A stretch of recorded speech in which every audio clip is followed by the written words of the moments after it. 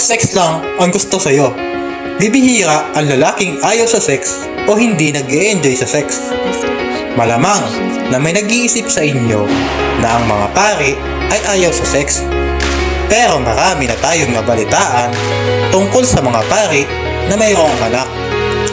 Pero karaniwan sa mga lalaki ang nawawalan ng interes sa sex. Kapag sex lang ang habol ng lalaki sa babae at wala ng iba, hindi malayong mawalan siya ng interes sa babae. Kaya nga, hindi magandang makipag-sex sa unang date pa lang.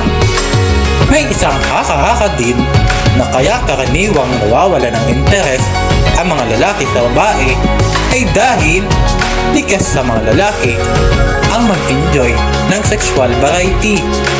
Kadalasan, ang mga babae, kapag may nagustuhang lalaki, hinahabol nila ito.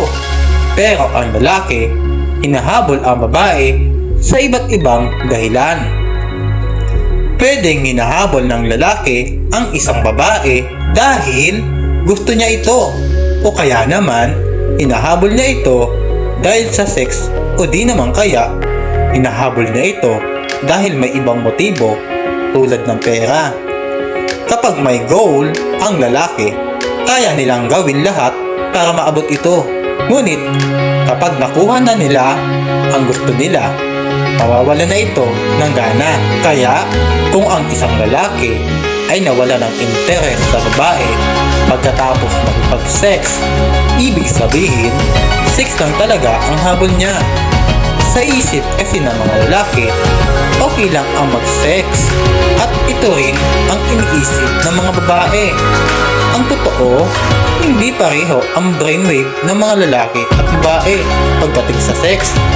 Ang mga lalaki kayang mag-enjoy ng sex na wala nang ibang iniisip kundi ang enjoyin ang sex, habang ang mga babae maraming iniisip na may malaking epekto sa kanilang sexual desire. At muli po, salamat po sa panunood. Sana po ay nag-enjoy kayo sa video ko. Pa-like at subscribe naman po sa mga kakwentuhan at comment down below kung ano masasabi mo sa ating video ngayon. Salamat!